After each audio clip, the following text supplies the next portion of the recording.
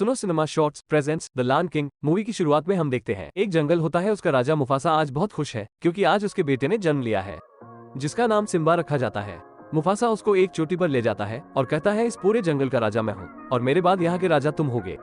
रास्ते में सिम्बा को मुफासा का छोटा भाई मिलता है जो उसके पैदा होने से बिल्कुल भी खुश नहीं है क्योंकि वह भी राजा बनना चाहता था, लेकिन सिम्बा अब राजा बनेगा। सिम्बा घर आ जाता है। फिर वो अपनी दोस्त माला के साथ खेलते खेलते सुनसान जगह पर पहुंच जाते हैं जहां पर बहुत कंकाल पड़े होते हैं। तभी वहां पर हाइना आकर इनको देख लेते हैं और इन दोनों को मारने के लिए पीछा करते हैं और इन दोनों को घेर लिया जाता है। जैसे ही हाइना इनको मारने वाले होती है तभी सिम्बा का पिता मुफासा आ जाता है, आंख उठाकर फेंक देता है और हाइना के लीडर से कहती है अगर कभी भी सिम्बा को खरोच तक आई तो मैं तुम सबको मारकर खा जाऊंगा। मुफासा सिम्बा और माला को लेकर यहाँ से निकल जाता है। फिर उसका भाई बुल्ला वहाँ पर आता है। हाइना से बोलता है तुम मुफासा और उसके परिवार को मार दो, फिर मैं राजा बन जाऊंगा और तुम कितना भी शिकार कर सकते हो। हाइना उसकी बात में आकर उसका साथ देने को तैयार हो जाते। अगले दिन बुल्ला सिम्बा को एक पहाड़ी पर ले जाता है और बोलता है जितना तेज दहाड़ सकते हो दहाड़ो। सिम्बा बहुत तेज दहाड़ता है जिसकी आवाज हाइना सुन लेते हैं और वहाँ पर वाइल्ड बीस्ट को सिम्बा की तरफ छोड़ देते हैं। सिम्बा भागना शुरू कर देता है और वाइल्ड बीस्ट उसके पीछे होते हैं। बुल्ला मुफासा के पास जाता है, बोलता है सिम्बा वाइल्ड बीस्ट में फंस गया है। मुफासा अपने बेटे को बचाने के लिए जाता है। सिम्बा सूखे पेड़ पर फंसा हुआ है। वो सिम्बा को बचाने के लिए पहाड़ी के नीचे जाता है। वो सिम्बा को बचा लेता है और फिर बड़ी मुश्किल से वो पहाड़ी पर चढ़ने वाला ही होता है। तभी बुल्ला उसको पहाड़ी के ऊपर से धक्का दे देता है। सिम्बा मुफासा को गिरते देखता है और वो अपने पिता के पास आता है जो मारा होता है। वो सहायता के लिए चिल्लाता है, कोई नहीं आता है। तभी बुल्ला वहाँ आता है, बोलता है तुमने अपने पिता को मारा है, तुम इसके जिम्मेदार हो, तुम अपनी माँ को क्या जवाब दोगे। बुल्ला कहता है सब बोलेंगे राजा बनने के लिए तुमने मुफासा को मार दिया, इसीलिए तुम यहाँ से भाग जाओ। सिम्बा यहाँ से भाग जाता है। बुल्ला सिम्बा के पीछे हाइना को भेजता है। बुल्ला को लगता है सिम्बा मारा गया, इसीलिए वो जंगल में जाता है। बोलता है सिम्बा और मुफासा मारा गया है, इसीलिए आज से मैं तुम्हारा राजा हूँ। अब सिम्बा को दिखाया जाता है जो एक रेगिस्तान में चल रहा होता है। चलते चलते वो बहुत थक जाता है और वहीं सो जाता है। सिम्बा मरा समझकर गेदू से मारने ही वाले होते हैं। तभी वहाँ पर टिम्बा और बबुआ जाता है। टिम्बा जब देखता है एक शेर का बच्चा है तो वो डर जाता है। फिर सोचता है कि अगर इसको अपनी टीम मिला लिया जाए तो अपनी टीम बहुत ताकतवर बन जाएगी। वो दोनों उसको लेकर अपने जंगल में चले जाते हैं। उसको देखकर सभी जंगली जानवर उससे डरने लगते हैं।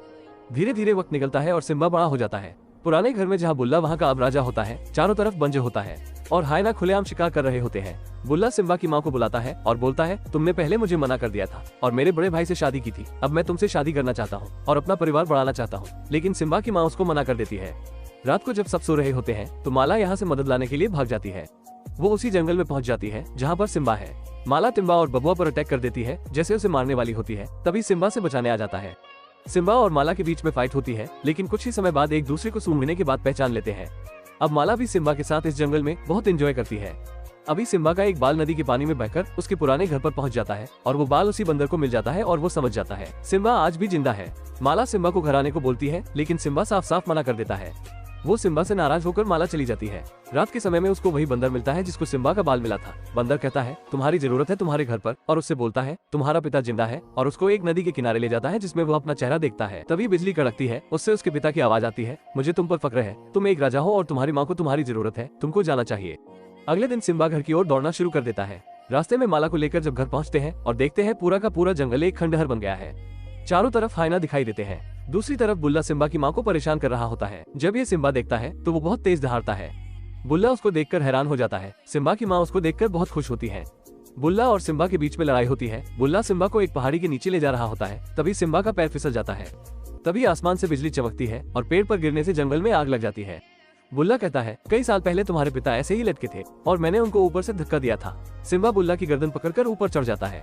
अब सिम्बा और बुल्ला के बीच में लड़ाई होती है। सिम्बा के सभी दोस्त हाइना को मारने लगते हैं। बुल्ला अब एक पत्थर पर फंस जाता है। सिम्बा को सामने देख कहने लगता है कि सब कुछ हाइना ने किया है, मैंने कुछ नहीं किया है, और पूरा ब्लेम हाइना के ऊपर लगा देता है। तभी बुल्ला उसके आंखों के ऊपर आग फेंक देता है। सिम्बा भी उससे लड़ाई करने लगता है। फिर भी सिम्बा उसे वही अकेला छोड़कर चला जाता है। तभी वहाँ पर हाइना आ जाते हैं। बोलते हैं तुमने हम सबको धोखा दिया है, और सब हाइना बुल्ला को मार डालते हैं। थोड़ी देर में बारिश होने लगती है जिससे आग बुझ जाती है और कुछ समय बाद देखते हैं पूरा जंगल हरा भरा हो जाता है। सभी जानवर बस आ गए हैं और सिम्बा इन सब का राजा होता है। सिम्बा और माला एक दूसरे से शादी कर लेते हैं और इन दोनों का एक बेटा होता है और बंदर उसी तरीके से सभी जानवर को उसके बारे में बताता है। अगर स्टोरी अच्छी लगी हो please like share and subscribe my channel.